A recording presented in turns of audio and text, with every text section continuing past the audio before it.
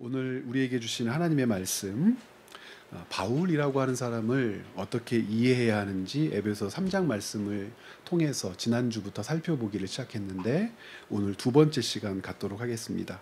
에베소 3장 말씀 함께 읽겠습니다. 1절부터 13절까지 말씀 함께 보시겠습니다.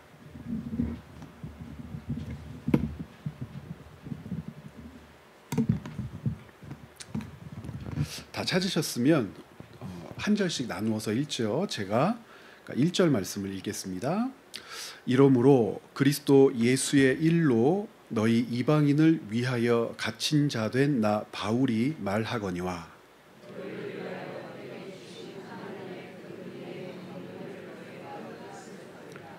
곧 계시로 내게 비밀을 알게 하신 것은 내가 먼저 간단히 기록함과 같으니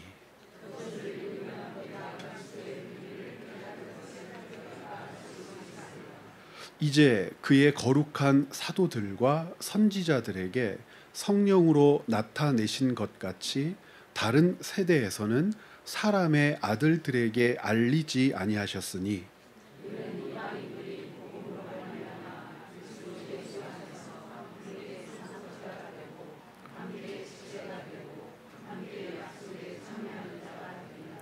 이 복음을 위하여 그의 능력이 역사하시는 대로 내게 주신 하나님의 은혜의 선물을 따라 내가 일꾼이 되었노라.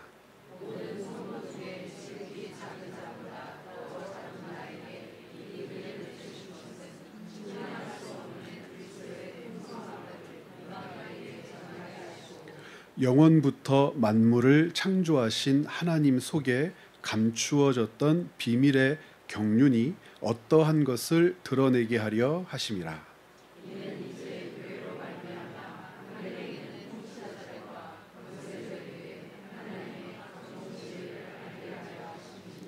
곧 영원부터 우리 주 그리스도 예수 안에서 예정하신 뜻대로 하신 것이라.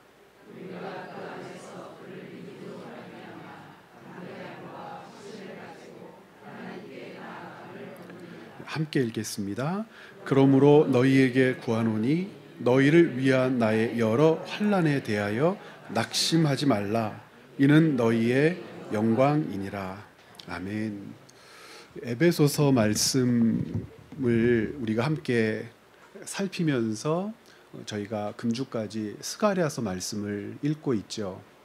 그러니까 스가랴서 말씀을 통해서 우리가 지난주에 하나님께서 주시는 회복이라고 하는 것이 무엇인지, 구함과 회복의 관계들을 살펴본 바가 있습니다. 지난주에 말씀을 나누면서 오늘 수요일 날 함께 또 살펴볼 에베소서 말씀을 염두에 두었었습니다. 어떻게 이 스가랴서 10장에 있는 구함과 회복의 관계가 바울을 들여다보고 에베소 3장에 기록된 바울을 설명하고 있는지, 자, 구약의 스가랴서 말씀을 통해서 오늘 바울을 한번 들여다보는 시간을 먼저 갖도록 하겠습니다. 그러면 지난 주일날 들었던 이야기를 조금은 정리할 필요가 있겠죠. 우리가 지난주에 가장 중요한 핵심 주제로 다루었던 단어가 구함이라고 하는 단어였었고, 회복이라고 하는 단어였었고, 구함과 회복 사이에 결핍이라고 하는 개념을 정돈했었습니다. 결핍은 특별한 노력을 하지 않아도 쉽게 정의할 수 있는 단어죠. 모자르다는 거예요. 부족하다. 모자르다, 부족하다. 그래서 하나님께 무엇을 구한다는 것을 우리가 무엇인가를 모자르다고 여겼을 때, 무엇인가 부족하다고 여겼을 때 하나님 앞에 나아가는 행위라고 이해하셨던 분들이 굉장히 많은데, 그리스도인에게 있어서 하나님께 구한다라고 하는 개념은 결핍을 해소하기 위한 방도가 아니라고 말씀을 드렸습니다. 왜 그러냐면 하나님께 무엇을 구함으로 우리의 삶의 결핍이 해소될 수 있겠으나 구하는 모든 것에 결핍의 해소로 응답하지 않으시는 하나님을 우리는 알죠. 그러면 많은 사람들이 생각하고 오해하고 착각한단 말이죠. 구함이 잘못되었나? 잘못 구했나? 뭐 이렇게요. 하나님 앞에 열심히 구하지 않았나? 최선을 다하여 구하지 않았나? 그래서 우리의 정성이 모자라서 하나님께서 우리의 결핍을 해소해 주시지 않는 것은 아닌가? 그래서 구함이라고 하는 방법에 몰두합니다. 그래서 어떻게 구하면 잘 구하고 이 구함을 하나님 편에서 정성으로 받아들여 주시고 진실로 받아들여지게 할까? 여기에 몰두하는 거죠. 그래서 많은 그리스도인들이 구함이라고 하는 것을 발전시켜서 정성과 공덕으로 붙들어내기를 시작하는데, 어떤 사람들은 40일 동안 금식 기도를 하기도 하고 어떤 사람은 100일 동안 하루도 쉬지 않고 예배당에 와서 기도하기도 한단 말이에요. 제가 드리는 말씀을 오해하면 안 돼요. 그것이 헛되다는 말씀이 아니에요. 구함이라고 하는 이 가치 자체를 오해하면서 그렇게 할 수 있다는 겁니다. 왜 그렇게 오해하면 안 되냐면, 구함을 통해서 결핍이 해소되는 것이 아니라 하나님은 구함을 통해서 우리를 회복하시는 데에 목적을 두고 우리를 바라보시는데, 결핍이 해소되는 것이 회복이 아니라고 말씀을 드렸습니다. 구함의 결론이 하나님의 회복으로 주어지지만 회복은 결핍의 해소가 아니라 질서의 정렬이라고 여러분과 말씀을 나누었죠. 그러면 이것이 어떻게 이해되어져야 되고 에베소서 3장에서 바울을 볼 수 있느냐, 이런 측면입니다. 하나님의 백성은 하나님께서 우리에게 요구하시는 삶을 알아요. 혹은 알아가기 위하여 애써야 되고, 알았다면, 알아가기 위하여 애쓴다면 하나님의 백성다웁게 사는 것을 우리 존재의 목적으로 삼습니다. 그것이 하나님이 우리를 부르신 뜻이기 때문에 각 한 사람 한 사람에게 주어진 삶의 내용은 다를지라도 우리는 그 각 한 사람 한 사람에게 주어진 삶을 소명과 사명이라고 하는 차원에서 들여다본다고 그랬습니다. 지난주에 살펴보았던 것처럼 소명과 사명을 위해서 살아가는 사람들에게 있어서 하나님이 기대하는 삶이 드러난다는 것은 우리의 삶이 하나님의 기대하시는 내용으로 잘 정리되고 정돈되고 정렬되었다는 것을 전제한단 말입니다. 그런데 이것을 인식하지 못하고 살다 보면 내가 기대하거나 내가 원하거나 내가 가지고 있는 바람의 방향성대로 내 삶을 정돈해요. 그래서 1순위부터 10순위까지가 내 인생 가운데 계획이라면 첫 번째는 이것이고 두 번째는 이것이고 세 번째는 이것이어야 한다라고 하는 강한 욕망, 소망이 있는데, 첫 번째나 두 번째는 잘 이루어졌는데 세 번째에서 삐끗하거나 네 번째 것을 갖지 못하거나 다섯 번째 것이 이루어지지 않으면 우리는 이 전체의 상황을 뭐로 받아들이냐면 실패로 받아들이고, 조금 전에 사용했던 결핍이라고 하는 개념으로 받아들여서 그럴수록 하나님을 향한 기도, 구함, 간절한 마음이 더 애달파지게 됩니다. 그래서 우리가 설정해 놓은 첫 번째, 두 번째, 우리가 정렬해 놓은 것이 이루어지기를 바라는 마음으로 하나님께 구하지만, 우리가 바라는 그 정렬이, 우리의 뜻이 하나님께서 주시는 응답으로 이루어지기보다는 어떤 일들로 이루어지냐면, 하나님께서 우리에게 기대하셨던 것이 있으니까 그 기대하셨던 것을 살 수 있도록 우리의 정렬이 아니라 하나님의 정열로 우리를 만들어 가시더라는 거예요. 우리는 1부터 10까지를 정해놓고 순서를 나열해 놓았지만 어떤 때는 하나님이 그것을 다 뒤섞어 버리기도 하시고 흩어버리기도 하시고, 정말 소중한 거라고 붙들고 있었던 것을 날려버리기도 하시고 없애버리기도 하시고 쥐지 못하도록 빼앗아 버리기도 하신단 말이죠. 그렇게 해서 정렬되어지는 것, 그 정렬의 과정을 알게 되는 것, 결국 하나님이 선하시다는 것을, 옳다는 것을 깨닫게 되는 것을 회복이라고 부르더라는 거예요. 그러니까 결핍의 해소가 아니라 하나님께서 우리에 주신 소명과 사명이 감당되도록 정렬해 놓으신 것, 우리는 그것을 하나님이 우리에게 주신 은혜의 선물, 회복이라고 불러야 한다는 거죠. 그래서 이 회복을 보면 두 가지 측면에서 점검이 가능합니다. 회복이라고 하는 것의 첫 번째는 상황적 회복이라고 하는 것이 있어요. 두 번째는 존재론적 회복이라고 하는 것이 있어요.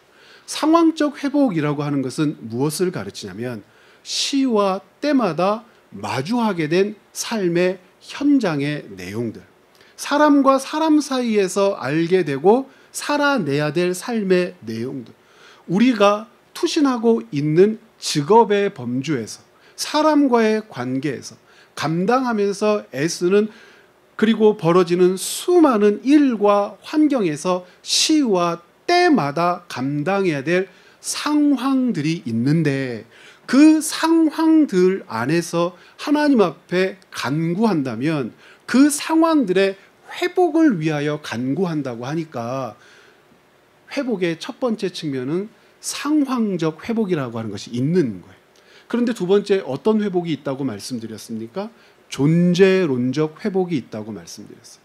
존재론적 회복이라고 하는 것은 무엇이냐면 나라고 하는 존재가 가지고 있는 의미, 가치를 깨닫게 되는 거죠. 내가 누구인가? 내가 어떤 존재인가?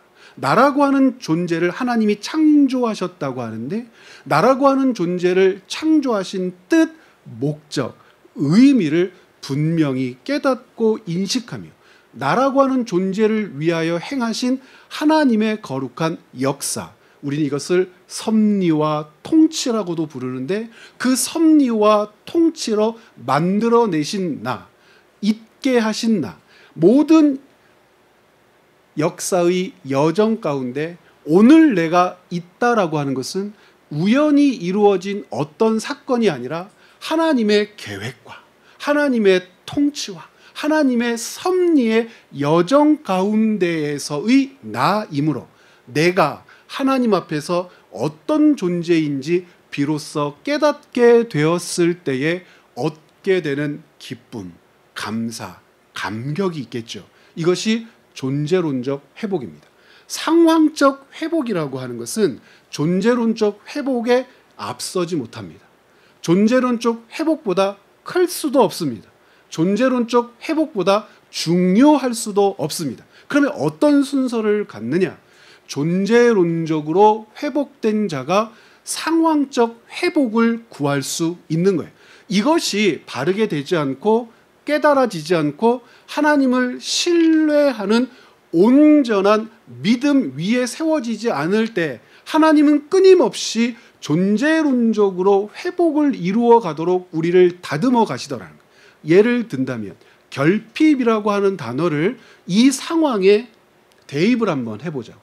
대표적으로 아브라함에게 있어서 가장 큰 결핍의 해소는 무엇이었습니까? 아브라함의 입장에서 아들을 얻게 된 것이죠.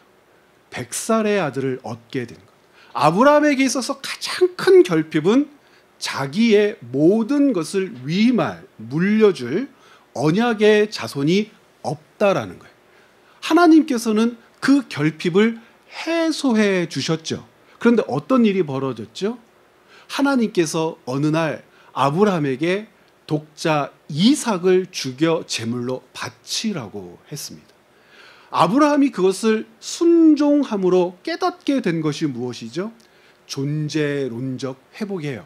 자기가 어떤 존재인지, 하나님께서 자신을 어떤 존재로 일으켜 내셨는지, 만들어 오셨는지, 그리고 그 이후로도 만들어 가실 것인지, 가장 큰 결핍 가운데에 있다고 생각했던 내용은 아들이 없는 것이었지만, 그가 존재론적으로 회복되고 깨달은 바, 자신의 가치를 깨달았을 때 아들이 없는 것이 결핍이 아니요, 하나님이 없는 것이 그에게 결핍이며, 하나님과 상관없는 인생의 초라함과 하나님 없는 인생의 무의미함에 대하여 스스로가 알고 결단하고 깨닫게 되었을 때, 그는 존재론적 회복자로서 상황적 회복을 바라볼 수 있게 되죠.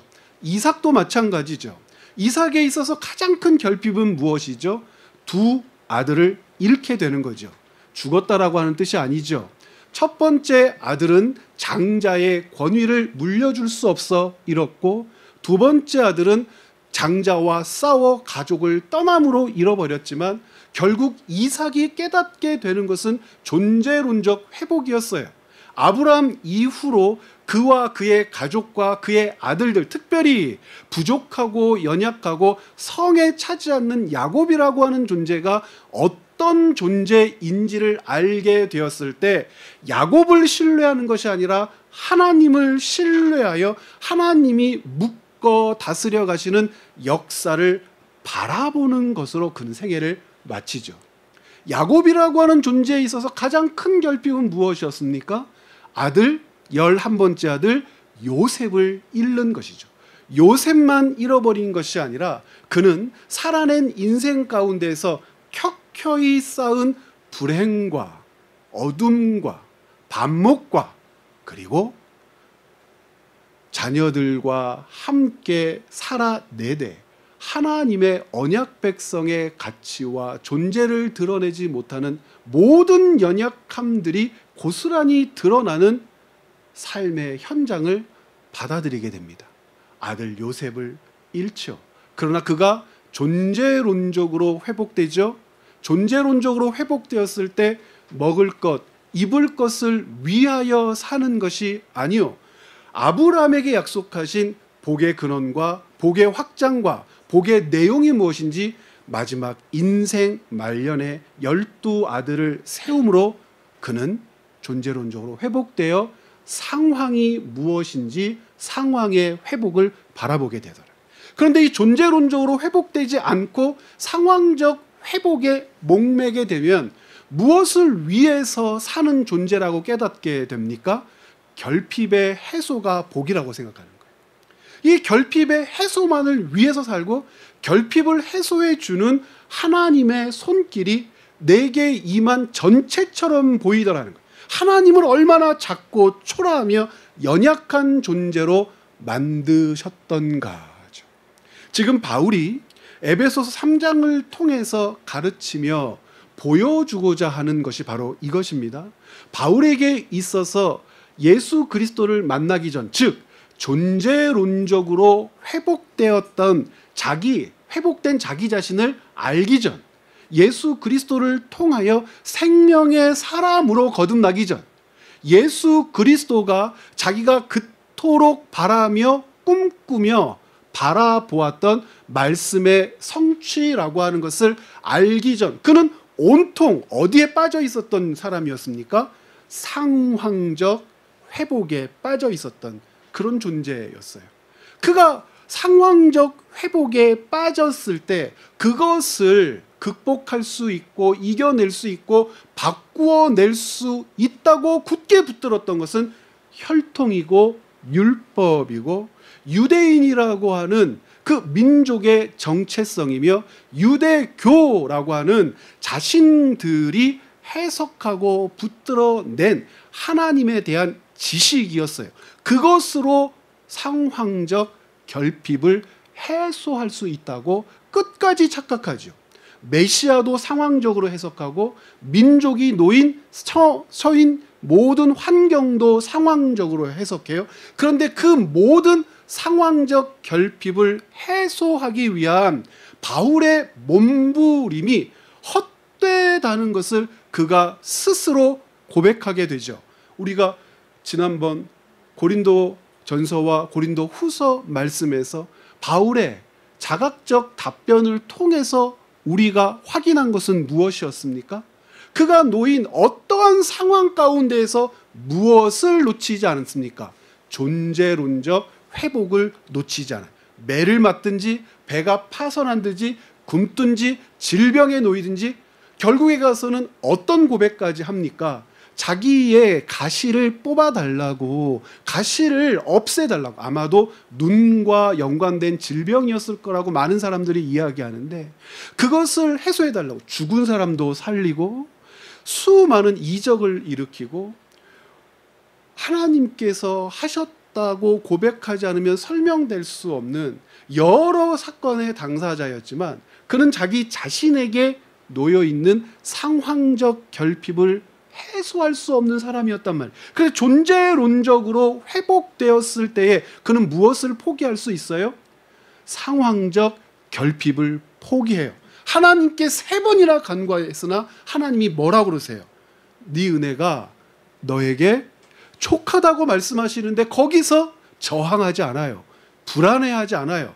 거기에서 자기가 저주받았다고 생각하지 않아요. 복되다고 생각합니다. 하나님의 은혜가, 너에게 준 은혜가 너에게 족하다라고 하는 말을 받아들일 수 있게 되더라는 거예요. 무엇이 먼저라고 얘기해요?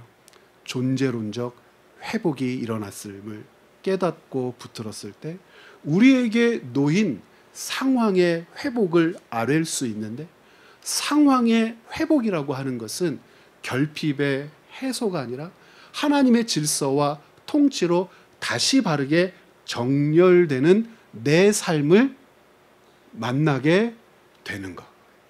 바울이 상황적으로 정돈하시는, 그의 인생을 다시 정렬하시는 하나님을 만나게 되었을 때 그가 버렸던 것이 무엇입니까? 혈통적 우월함. 두 번째는요, 학문적 우월함. 세 번째는요, 재정적 우월함, 권위, 권세. 그 모든 것들을 내려놓을 수 있게 되었어요. 무엇을 지키고 무엇을 드러내는데 그 모든 것들을 똥과 오줌처럼 여겨버립니까? 자기의 존재를 만들어낸 존재의 근거인, 자기가 누구인지 어떤 존재인지를 정의한 예수 사건을 드러낼 수만 있다면 그는 그가 가지고 있는 모든 것들을 똥, 오줌, 배설물처럼 여깁니다 라고 고백하게 되었단 말이에요. 이 모든 지금까지 나누었던 설명이나 배경을 전제로 에베소서 3장을 읽어보시기를 바라요. 다시 한번 정돈한다면 그것이죠. 회복이라고 하는 것은 무엇이 해소된 상태가 아니에요.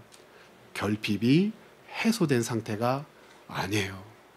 여러분들이 가지고 있는 결핍은 사람마다 다르겠죠. 내용도 다르고 크기도 다르고 깊이도 다르고. 슬픈 말씀을 먼저 드린다면 어떤 결핍은 주님 품에 안길 때까지 회복되지 않을 거예요. 그런데도, 그럼에도 불구하고 우리는 주님께서 주시는 감사와 기쁨을 누릴 수 있어요. 왜 그렇습니까? 결핍의 해소가 회복이 아니라 하나님의 백성이 하나님의 백성다웁게 살도록 하나님이 우리의 인생을 다시 정렬해 주신 회복 가운데로 들어가 삶을 살 수 있게 되었기 때문이죠. 우리 모두는 그와 같은 회복의 존재인 줄 믿습니다.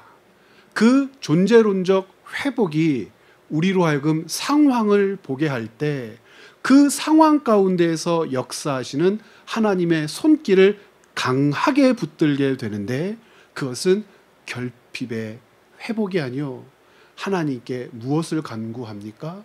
주님의 백성다웁게 살 수 있도록 주님이 손보실 것은 무엇입니까? 고치실 것은 무엇입니까? 주님께서 내 삶에 보완해 주실 부분은 어떤 부분입니까? 이거 없으면 죽어요. 이게 되지 않으면 나는 망해요. 이렇게 되지 않으면 나는 사람들에게 손가락질 받을 거예요. 지금까지의 내 수고가 모두 헛되지 않아요? 라는 아우성이 아니라 하나님이 정렬해 놓으시는 삶으로 들어가고 정렬해 놓으신 삶을 소명으로 받아들일 때 상황의 결핍을 비로소 진단할 수 있게 된 사람, 그 사람들이 에베소서 3장을 통해서 바울과 대화할 수 있게 되는 겁니다. 그래서 이제 오늘 나눠드린 교환을 살펴보기를 원하는데, 바울이 그 존재론적으로 회복되었을 때 3장 1절에서부터 이런 이야기를 합니다. 자, 1절 말씀 같이 한번 읽어볼까요? 이러므로 그리스도 예수의 일로 너희 이방인을 위하여 갇힌 자 된 나 바울이 말하거니와. 결핍에서 결핍을 선택했다고 얘기합니다. 자, 회복이 결핍의 해소라면 바울은 이방인을 위하여 갇혔을 때에, 갇힌 순간 그에게서 무엇이 기도의 제목으로 하나님께 구하여져야 합니까? 자유를 얻는 것이죠. 억울한 것들이 해소되는 것이죠. 적들을 하나님께서 처단하시는 것이죠. 그런데 바울은요, 존재론적으로 회복된 자로서 상황의 결핍을 바라보되 상황의 결핍의 해소를 위하여 일하지 않고 결핍에서 결핍으로 발을 내딛습니다. 무슨 말이냐면 그가 붙들어내야 하고 그가 살아내야 될 존재로서의 가치, 우리는 두 가지를 붙든다고 지난주에 살폈죠. 소명과 사명이에요. 하나님의 부르심을 인식하는 단계를 우리는 소명이라고 하고, 그것이 인식되었을 때에 손발로 사라지는 삶을 사명이라고 얘기합니다. 존재론적으로 회복된 자가 붙들어내는 삶의 가장 중요한 가치의 언어. 그가 소명과 사명을 말하고 그것을 위하여 살고 있다라고 하는 것은 존재론적으로 회복된 자만이 이야기할 수 있는 삶의 내용이란 말입니다. 어떤 일들을 했다고 그랬어요? 예수의 일로 그랬습니다. 그리고 이방인을 위하여 갇힌 자 된 나. 그러므로 이방인을 위하여라고 하는 이 말은 무엇을 받죠? 예수의 일. 그러니까 이방인을 위하여 해야 할 예수의 일이 있고, 예수의 일이 이방인을 위한 일이 되도록 그가 감당해야 될 삶이 있다는 거죠. 예수가 이방인을 위하여, 그리고 자신이 이방인을 위하여 예수의 일을 해야 한다라고 하는 분명한 사명과 소명을 붙들어 내었을 때 그가 무엇을 어떻게 선택하느냐? 자기의 무죄를 다투고 소명하는 일에 집중하지 않아요. 이 일을 하기 위하여 하나님께서 역사하시는 여정을 걷겠다고 얘기하는데, 그가 선택한 것은 무엇입니까? 로마행입니다. 많은 분들이 성경을 꼼꼼히 읽지 않고 허투루 읽으면 끌려갔다고 생각합니다. 로마로 압송됐다, 끌려갔다, 포박당하여 질질질 매여갔다. 아니죠. 바울이 어떻게 합니까? 적극적으로 로마행을 주장하고 로마에 가서 재판받아야 한다는 사실을 주지시킵니다. 2페이지로 넘어가면 이렇게 얘기하죠. 사도행전 25장 한번 보시겠습니까? 25장 10절과 12절 우리 함께 한 목소리 읽어봅니다. 바울이 이르되 내가 가이사의 재판 자리 앞에 섰으니 마땅히 거기서 신문을 받을 것이라. 당신도 잘 아시는 바와 같이 내가 유대인들에게 불의를 행한 일이 없나이다. 만일 내가 불의를 행하여 무슨 죽을 죄를 지었으면 죽기를 사양하지 아니할 것이나, 만일 이 사람들이 나를 고발하는 것이 다 사실이 아니면 아무도 나를 그들에게 내줄 수 없나이다. 내가 가이사께 상소하노라 한대. 제가 12절 읽겠습니다. 이 베스토 총독이 이 가이사랴에 있을 때 뭐라고 이제 답변을 하냐면, 베스도가 배석자들과 상의하고 이르되 네가 가이사에게 상소하였으니 가이사에게 갈 것이라. 이게 그러니까 많은 분들이 이걸 그냥 어떻게만 읽냐면, 야, 바울에게 굉장히 긍정적인 요소로 작용했다. 그런데 여러분, 바울이 지고 있는 이 죄목이 무엇이죠? 유대인들이 바울을 뭐라고 고백했죠? 천하를 소란케 한다. 누구의 일로요? 예수라고 하는 사람의 일로. 그런데 그 예수를 누구라고 얘기하죠? 유대인들이 왕이라고 그런다. 그러므로 황제께 대항하는 자다. 반역의 음모를 꾸민 자다가 유대인들이 대외적으로 정치적으로 바울을 기소한 내용이었습니다. 그러면 이것에 대하여 가이사 앞에서 해명할 때 바울이 예수를 왕이 아니시라고 할까요? 예수를 하나님의 아들이 아니시라고 할까요? 자, 이것이 기소의 내용이었단 말입니다. 기소했으니까 이제 법정에서 다퉈야 하지 않겠습니까? 이것이 옳으냐 그르냐 죄이냐 아니냐. 여러분, 이게 굉장히 바울에게 유리한 상황입니까? 이걸 왜 이렇게 읽으시는지 잘 모르겠어요. 바울은 로마 시민권자였으니까 이 로마 시민권자를 유대인들이 해치지 못해 알아요. 그런데 바울이 입만 다물고 있으면 유대인들과 다투어 볼 수 있는데, 유대인들과 다툴 때는 종교 문제로 다투겠죠. 조금 있다가 다루겠지만 유대인들과 다투는 종교 문제의 내용이라고 하는 것에 대하여 바울이 변호하는 것과 정치적으로 혹은 외교적으로 대외적으로 황제가 하나님의 아들이 아니요 예수가 하나님의 아들이라고 하는 사실을 황제의 재판정에서 다투는 것 중에 어떤 것이 바울에게 더 유리하고 긍정적인 내용으로 작용할까요? 둘 다 극한 상황이라고 할 때 전자가 훨씬 더 바울에게는 유리한 상황으로 작용할 수 있어요. 왜냐하면 바울과 동문 수학했던 자들이 바리새파의 수장 자리에 있었고, 바리새파 전체를 인도하는 대장 역시도 바울의 선생님이었단 말입니다. 그리고 그 계통, 우리로 얘기한다면 그 학연의 끈끈함이라고 하는 것은 대단한 것이었단 말입니다. 그러니까 바울이 자기가 가지고 있는 종교적인 혐의를 벗기만 하면 자유의 몸이 될 것인데, 그리고 우리는 그 전에 이미 바울이 예루살렘으로 들어가는 과정을 지난주에도 살펴보았었잖아요. 종교적이건 정치적이건 다투지 않을 수 있었어요. 어떻게 하면 됩니까? 그냥 예루살렘에 가지 않으면 되죠. 어디에서부터 배를 타지 않으면 되죠? 밀레도 항구에서 배를 타지 않으면 된단 말입니다. 그리고 유대 팔레스타인 북쪽에 배가 당도했을 때 남쪽으로 올라오지 않고 안디옥 위로 해가지고 북쪽으로 그냥 넘어가 버리면 되는 것이죠. 그런데 바울은 모든 것을 뒤로하고 외면하고 귀를 닫고 오직 예루살렘을 향하여 정진해 나아갔다는 거예요. 뭐 하겠다는 겁니까?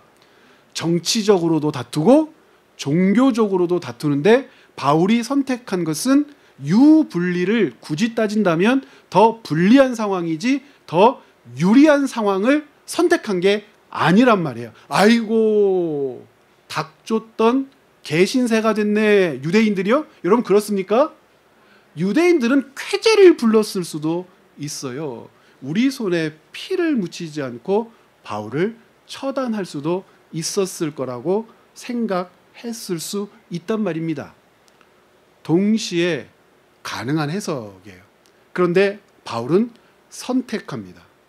무엇을 선택하냐면 결핍에서 결핍으로 나아갑니다. 그 어느 것 하나 해소가 될 거라는 기대를 할 수 없는 암담한 상황이었습니다. 그러나 바울은 이 모든 상황을 어떻게 받아들이느냐, 결핍을 선택했음에도 분명한 확신이 있었죠. 어떤 확신입니까?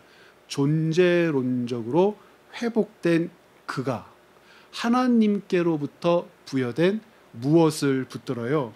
소명과 사명을 붙들었을 때 상황의 결핍이라고 하는 것은 해소의 대상이 아니라 감당해야 될 삶으로 받아들이라는 거예요. 그럼 이 과정이 어떻게 기록되었을까? 바울이 어떻게 이것을 인식하고 있었을까? 사도행전 19장에 이런 말을 합니다.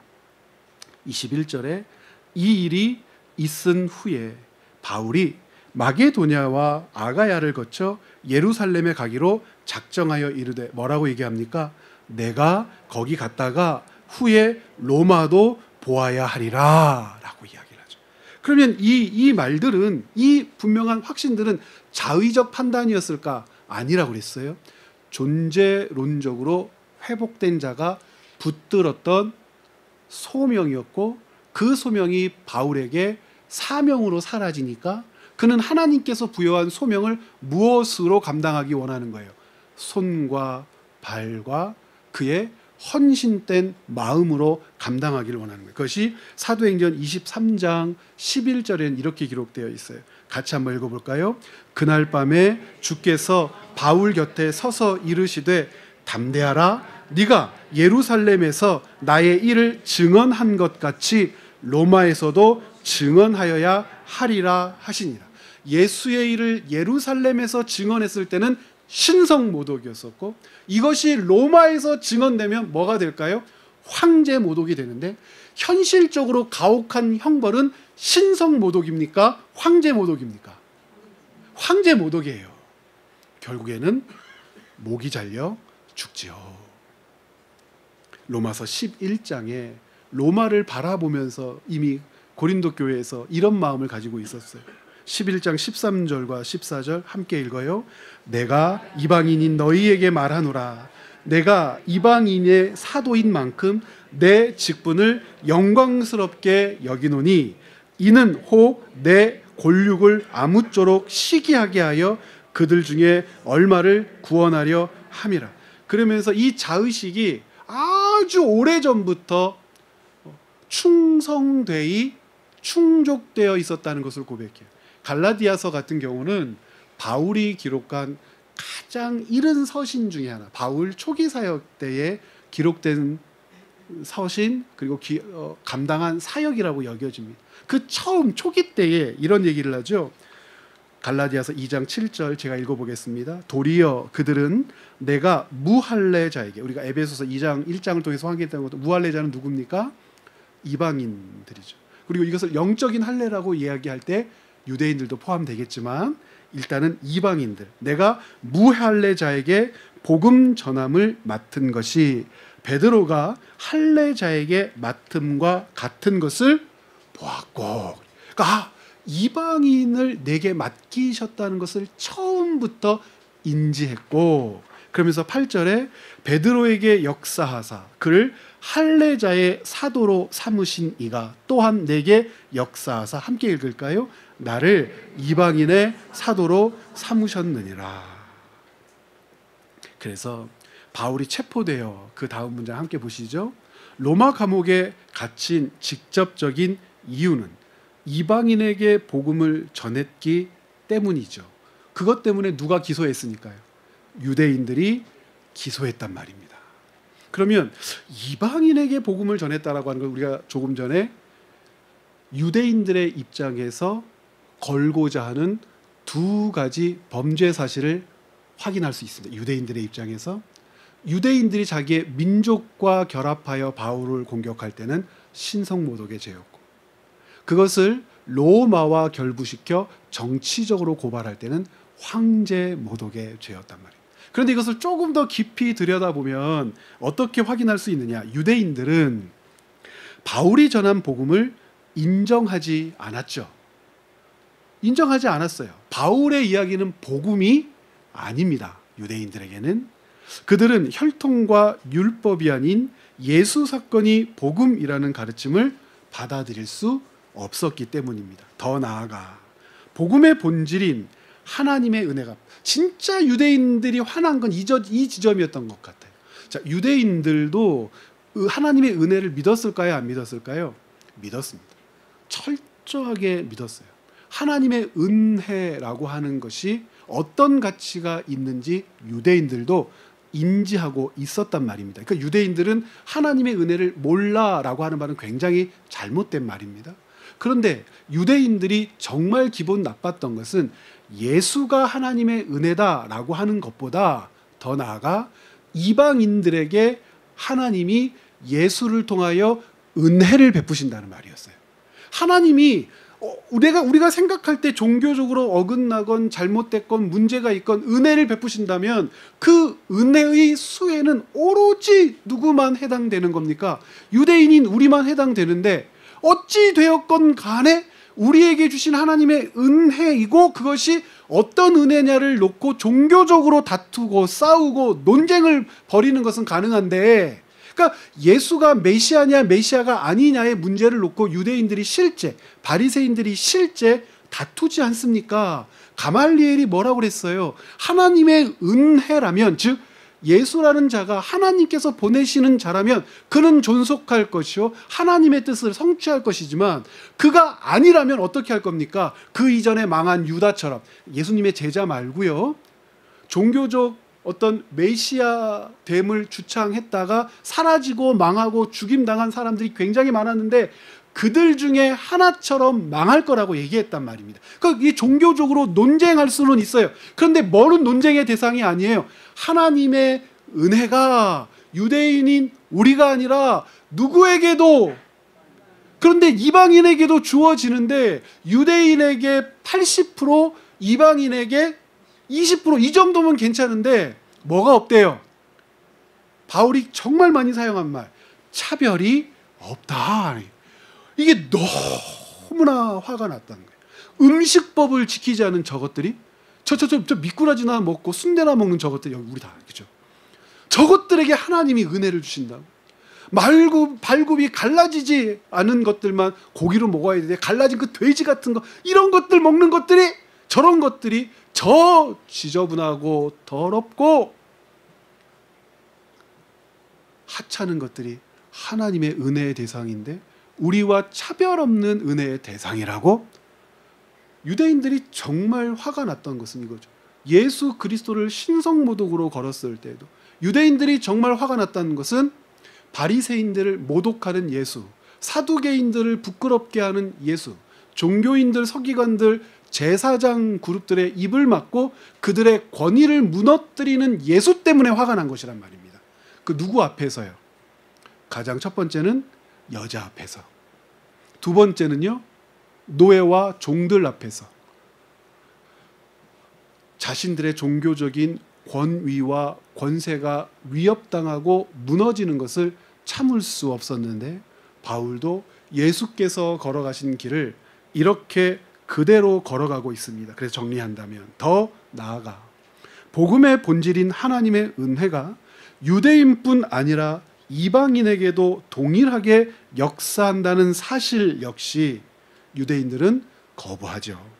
유대인의 시각에서 바울은 율법을 무너뜨리고 하나님이 세운 질서를 깨뜨린 신성모독의 인물이었고 그를 로마인에게 던져줄 때는 황제 모독의 정치범으로 몰아 그를 처단하기를 원했던 겁니다. 그들은 바울을 죽이기 위해 가능한 모든 수단을 이전에도 동원하였고 이제도 동원하고 있단 말입니다. 그래서 에베소서 3장을 읽다 보면 바울이 자신이 받은 소명을 회상해요. 그럴 수밖에 없겠죠. 소명을 회상한다는 것은 그가 어떻게 회복된 존재라는 것을 드러내는 겁니까? 존재론적으로 회복되었다. 내가 붙들고 있는 것은 무엇의 해소가 아닙니까? 상황에서 발견되는 결핍의 해소가 나로 하여금 살게 하는 것이 아니고 상황 중에 발견되는 결핍들이 하나도 해소되지 않았어도 나는 이 길을 간다. 그러면서 자기가 존재론적으로 회복된 자로서 무엇을 붙들고 있는지, 사명을 붙들고 있고 소명을 붙들고 있는지 그 이유를 두 번 회상하면서 우리에게 가르쳐줘요. 그래서 어떻게 회상하는 장면이, 소명을 회상하는 장면이 등장하느냐. 첫 번째는 3장 2절이고 두 번째는 3장 7절입니다. 3장 2절과 7절에서 같은 것을 이야기해요. 뭐라고 얘기하냐면 내게 주신 하나님의 은혜라고 하는 말을 사용합니다. 내게 주신 하나님의 은혜. 여기에서부터는 굉장히 복잡한 논증이 좀 필요한데 여러분 은혜라고 하는 것을 이렇게 규정해 놓고 오늘 좀 복잡하죠. 예, 그래도 한번 정리를 한번 해보도록 하죠. 은혜라고 하는 이 말과 이 개념을 그리스도인과 사단의 백성 사이에 놓고 보았을 때 이것은 특별한 것입니까? 일반적인 것입니까? 특별한 것이죠. 누구에게만 그것이 하나님께로부터 온 것이라고 받아들여지죠? 하나님의 백성들에게, 사단의 질서와 통치 가운데 있는 자들은 하나님의 은혜가 무엇인지, 은혜가 살게 하는 것, 은혜로 말미암아 누린 거 아무것도 관심 없죠. 그러니까 하나님의 백성들에게만 주어진다는 차원에서 은혜는 특별한 것이 됩니다. 그런데 이 특별한 것이 그리스도인 안에서 펼쳐 그 능력과 힘과 위력을 발휘하게 되었을 때 이것은 특별한 어떤 것입니까? 보편적인 것입니까? 보편적인 것이다 라고 하는 말은 이것이 좀 가치 없다, 아니면은 이것이 좀 밋밋하다, 이것은 누구나 그냥 할 수 있는 거다, 이런 뜻이 아니고, 그 은혜라는 것이 없으면 이룰 수 없는 구원이라고 하는 측면에서 누구에게나 하나님의 은혜만이 그에게 영원한 생명을 주지요.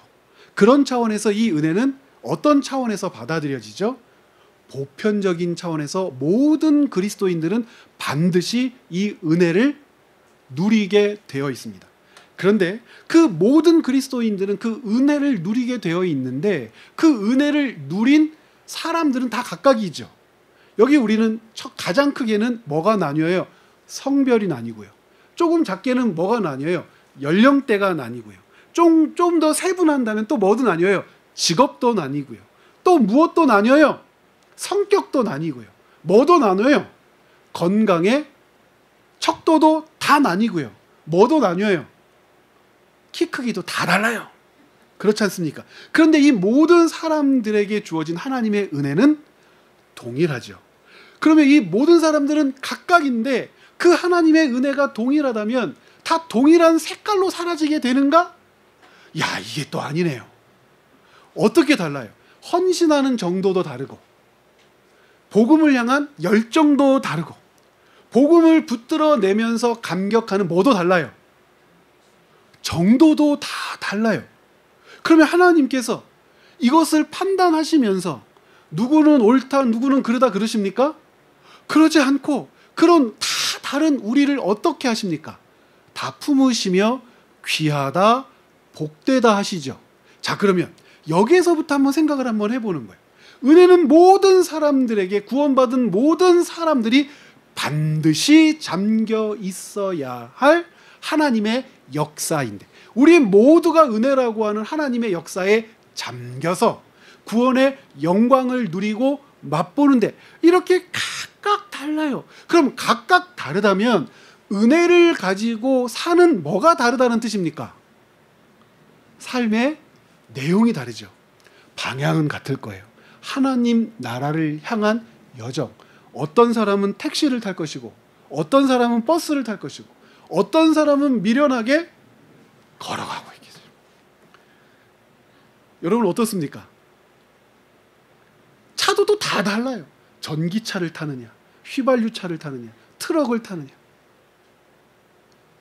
은혜라고 하는 하나님의 역사에 잠겼는데 살아내는 삶이 다 달라요. 자, 그래서 하나님의 백성인 각각은 바울과 같아요. 어떻게 바울과 같냐면 존재론적으로 회복되었을 때 하나님은 바울에게 소명을 일깨우시고 그것을 사명으로 받들게 하셨어요. 그러면 이 소명과 사명이라고 하는 것은 무엇 위에만 세워질 수 있습니까? 은혜 위에만 세워질 수 있어요. 그러면 그 은혜 위에 세워진 사명과 소명은 각각이 다 다르기 때문에 한 사람 한 사람마다 어떻습니까? 특별하죠. 그게 우리의 삶의 감격이라는 거예요. 남자와 여자로 있지만 하나님이 주신 그 같은 은혜 위에 살아내야 될 소명의 삶이 다르다는 것 때문에 하나님의 나라는 참 컬러풀하게, 다양하게, 사방으로 곳곳에서 빈틈없이 하나님의 백성들을 통하여 감당되어지더라. 누구와 같은 특별함이 있을 수 있어요? 바울과 같은 특별함, 베드로와 같은 특별함. 이방인의 사도, 유대인의 사도, 무엇이 더 귀합니까? 라고 말할 수 없죠. 그가 잠겨져 있는 은혜의 역사 위에 그에게 주어진 뭐가 다른 겁니까? 소명이 다른 겁니다. 바울의 시대에 바울은 바울의 소명을 은혜 위에 세워 살았고, 베드로는 베드로의 소명을 은혜 위에 세우며 살았고, 오늘 여기에 계신 김 집사님, 박 집사님은 여러분들의 은혜 위에 여러분들에게 주어진 무엇을 세우며 삽니까? 소명과 사명을 세우며 살기 때문에 우리 한 사람 한 사람이 은혜 위에 세워 감당하는 우리의 소명과 사명은 모두 하나님 앞에서 귀하며 복되며 있어야 할 역사이며 하나님을 기쁘시게 하는 삶이란 말이에요. 그러므로 우리는 성도가 성도를 뭐하지 않습니까? 맡은 일 때문에 평가하지 않아요. 목사부터 집사님, 목사부터 교회 갓난 아이까지 서열과 등급으로 교회가 나뉘지 않아요. 그가 가진 직분이 그의 신앙을 보증하지 않아요. 그가 한 열심과 어떤 헌신 때문에 그가 구원받은 게 아니라 이미 은혜라고 하는 하나님의 역사에 잠겨서 뭐 할 뿐입니까? 그에게 주어진 소명과 사명을 살 뿐이에요. 사람들이 생각할 때 위대할 수 있죠. 우리가 누구를 보듯이? 바울을 보듯이. 그러나 하나님께서 바라보시는 우리는 63빌딩이나 롯데타워나 전주의 전북은행 빌딩이나 밑에서 보면은 차이가 있겠지만 하나님께서 보실 때는 같죠. 그 마음을 가지고 우리를 돌아봐야죠. 그 마음을 가지고 내 삶의 정황을 살펴야죠. 그 마음을 가지고 우리가 살아내야 될 믿음의 경주를 인식해야죠. 그런데 무엇은 안 돼요? 존재론적으로 회복됨 없이 상황 안에서 결핍의 해소를 회복이라고 부르는 것을 하나님의 은혜요, 하나님의 위로요, 하나님의 응답이라고 고집 부리는 것은 안 되겠더라. 바울이 지금 그 사실을 얘기하는 거예요. 내가 특별한 것이 아니라 나는 무엇을 선택했습니까? 결핍을 선택했다. 결핍을 구했다. 오히려 로마로 가기로 작정했다. 이유는 내게 부어주신 은혜 위에 내가 무엇을 세웠기 때문이더라. 소명을 세웠기 때문이더라. 그러므로 이방인이나 유대인이나 우리 모두는 하나님의 은혜의 역사 안에 잠겨 사는데, 내가 그 은혜의 역사 위에 내 소명과 사명을 세워 지금 살고 있는 것처럼 에베소 교회야, 너희 안에 옳고 그름을 판단하기 전에, 높고 낮음을 규정하려고 서로를 업신여기기 전에, 지식을 자랑하려고 너희들의 열정과 헌신을 사람들에게 내보이려고 눈이 시뻘겋게 되어 서로를 헐뜯고 물어뜯기 전에 너희가 존재론적으로 회복된 자라면 그 회복된 하나님의 은혜 위에 너희들을 교회로 세우신 하나님의 뜻을 바라봐야 하지 않겠느냐라고 하는 것이 이 3장 안에 도도히 흐르는 바울의 간절한 외침이에요. 그래서 바울은 자기의 은혜라고 하는 것을 3장 7절 우리 같이 한번 읽어볼까요? 함께 읽어봅니다. 이 복음을 위하여 그의 능력이 역사하시는 대로 내게 주신 하나님의 은혜의 선물을 따라 내가 일꾼이 되었노라. 그럼 이 말은 바울만 할 수 있습니까? 아니에요. 우리 모두가 바로 하나님의 은혜의 선물을 따라 우리 모두는 하나님의 어떤 존재가 된 겁니까? 일꾼이 된 거죠. 하나님께서 우리를 귀하다 하실 때, 바울을 귀하다 할 때는 귀하다 하시고, 우리 어떤 김 집사님을 귀하다 하실 때는 귀하다 그러십니까? 아니란 말입니다. 아니에요, 여러분. 그런데 이것을 아는 것이 중요해요. 존재론적으로 회복된 사람만이 상황적인 회복을 하나님께 구할 때도 은혜를 조차 일꾼됨을 살아내기 위하여 구한 것이기에 결핍의 해소를 목적으로 하는 구함이 아니고 정렬을 확인하기 위한 회복, 하나님의 질서를 살아내기 위한 회복이 상황적 회복을 구하는 그리스도인의 자세일 때 우리도 바울처럼 결정할 수 있어요. 이익이 아니라 손해를 결정할 수 있어요. 유명함이 아니라 무명함을 결정할 수 있어요. 분노의 자리에서 삭히며 용서를 결정할 수 있어요. 그 기간이 길어도. 이것이 바울이 얘기한 3장 7절 하나님의 은혜의 선물을 따라, 그 다음 여러분이니까 함께 읽어볼까요? 내가 일꾼이 되었. 내가 일꾼이 되었노라는 그냥 읽으면 안 되고 어떻게 해요? 내가 이렇게 하면서 한번 같이 한번 해보실까요? 하나님의 은혜의 선물을 따라 시작.